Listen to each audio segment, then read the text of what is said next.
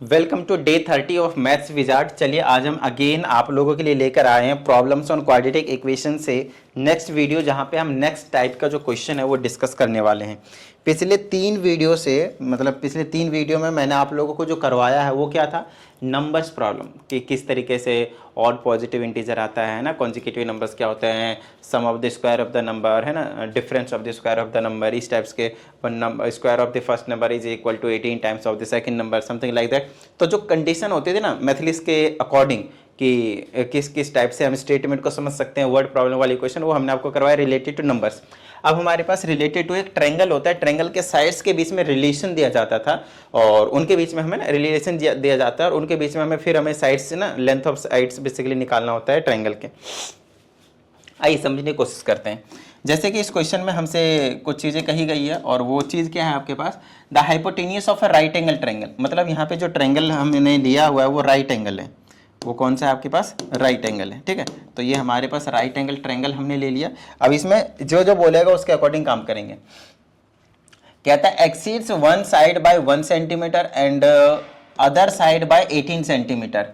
The hypotenuse of a right angle triangle exceeds one side by 1 centimetre and other by 18 centimetre.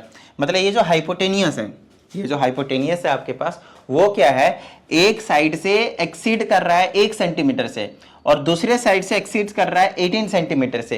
इसका क्या मतलब है, इन दोनों में से किसी भी एक को आप x मान लो। कितना मान लो, x मान लो। तो अगर मैं इस साइड को x मानता हूं तो ये आपके पास जो हाइपोटेनियस होगा वो x+1 हो जाएगा। क्या इतनी सी बात समझ में आई? इतनी सी बात समझ में आई, ठीक है। क्यों? क्योंकि इस वाली साइड से ये 1 सेंटीमीटर ज्यादा है, लेकिन हमसे ये भी कहा जा रहा है कि ये वाला जो साइड है यही हाइपोटेनियस है, वो दूसरे वाले साइड से 18 ज्यादा है, 18 ज्यादा है। अब इस मैथलिस्ट को समझना है। अब अगर मैं 18 करता हूं तो उस हिसाब से बोलोगे x+19 होना चाहिए। तो अगर आप इसको x+19 लेते हो तो ये कंडीशन को सेटिस्फाई नहीं करेगा। तो उस केस में हमें क्या करना होता है, इस वाले को ऐसा कुछ ले लो जिससे इनके बीच का जो डिफरेंस है वो 18 ही आए।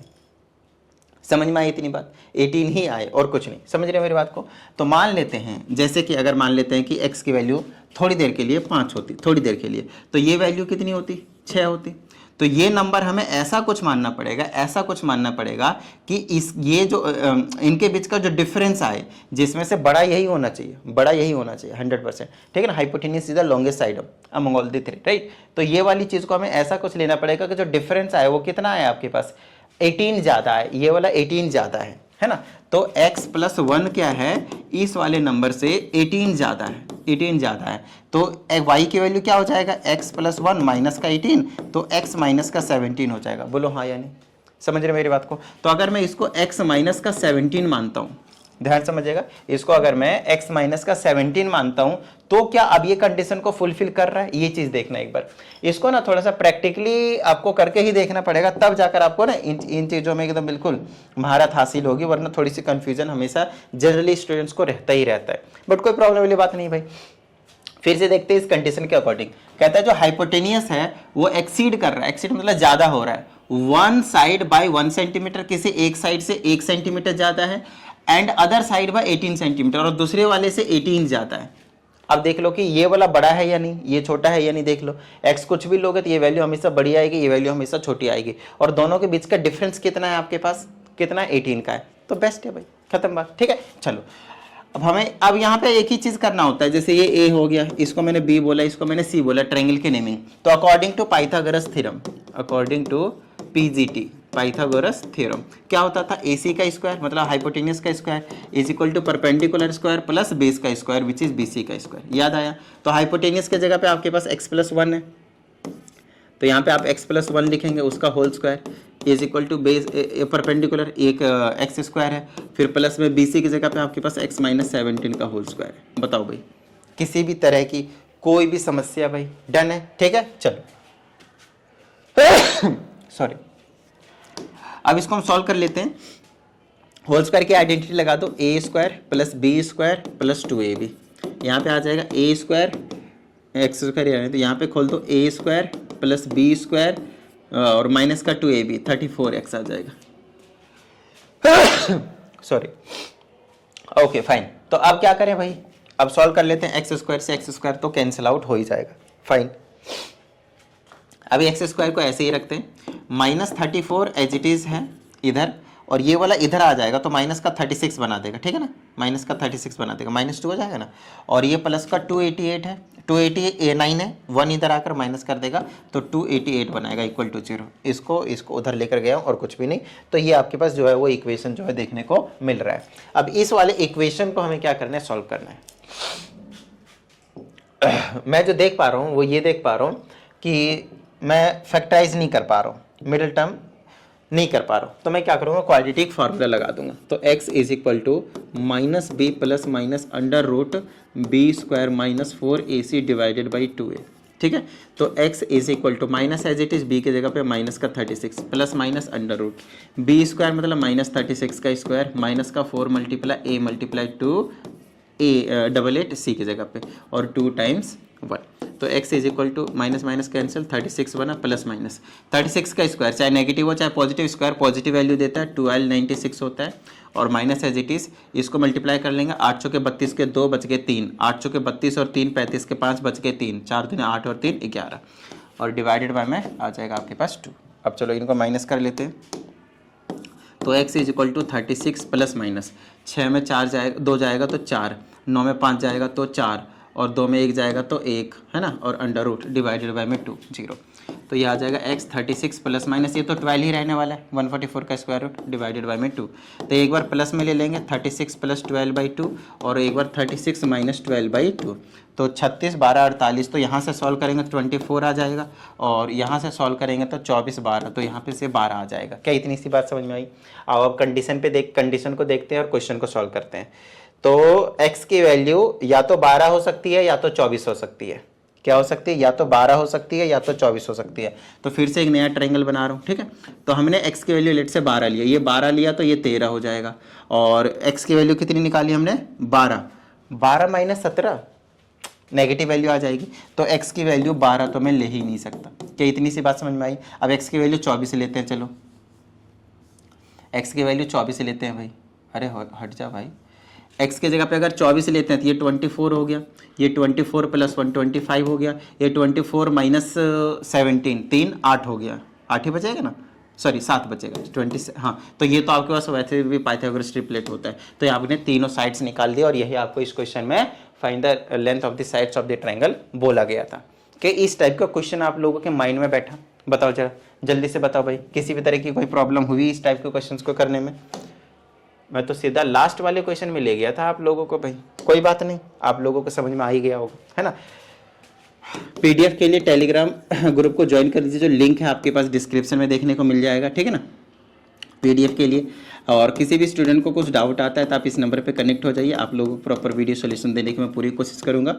साथ ही अगर किसी भी स्टूडेंट को पर्सनल ऑनलाइन क्लास की रिक्वायरमेंट हो तो आप इसी नंबर पर इंक्वायरी कर सकते हैं। आइए नेक्स्ट क्वेश्चन की बात करते हैं। इसमें हमसे कहा जाता है the sides of A right angle triangle containing the right angle are 4 centimeter and 2x minus 1 centimeter। तो फिर से हम राइट एंगल ट्रायंगल बनाएंगे। कहता है कि जो साइड राइट एंगल को कंटेन करते हैं वो 4x और 2x माइनस 1 है। तो किसी को भी 4x ले लो और किसी को भी 2x माइनस 1 ले लो, इनको कुछ भी फर्क नहीं पड़ेगा क्योंकि इन्होंने स्पेसिफाई नहीं किया। अब कहा जाता है कि if the area of the triangle is 30, मतलब एरिया का फॉर्मूला 30 दे रखा है एरिया, कैलकुलेट करनी साइड को। तो हमें पता है इसका फॉर्मूला 1/2 इंटू बेस, बेस के जगह पे 2x माइनस 1 है और हाइट के जगह पे 4x है और इज इक्वल टू 30 है। 2 से इसको काटेंगे तो 2x आ जाएगा, 2x से मल्टीप्लाई करेंगे तो 4x की स्क्वायर आएगा, माइनस का 2x आएगा, अंदर लाएंगे माइनस का 30 इक्वल टू 0। 2 से डिवाइड करेंगे तो 2x की स्क्वायर माइनस का x माइनस का आपके पास 15 देखने को मिलेगा। तो 15 दूनी 30, 6 5 30 ले लो, मिडल टर्म कर दो, ये तो हो ही जा रहा है ना।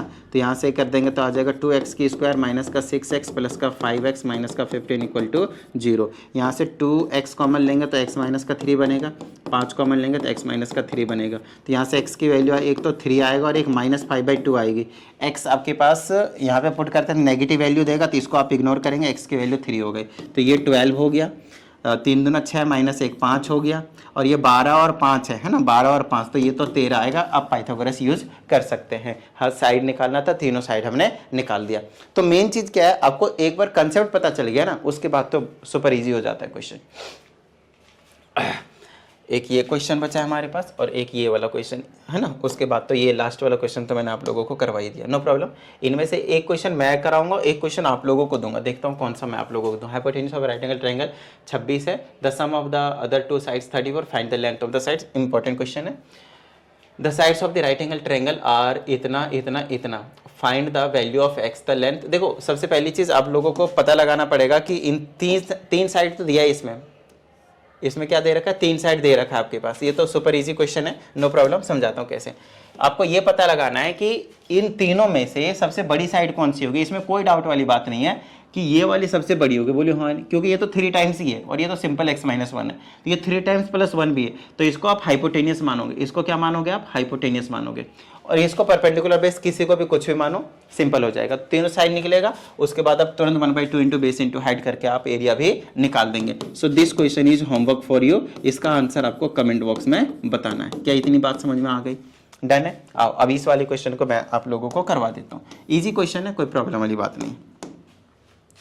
इसमें कहा जाता है हाइपोटेनियस आपके पास 26 है, ठीक है, और sum of the other two sides is 34, मतलब बाकी दोनों साइड को मिलाकर कितना है, 34 है।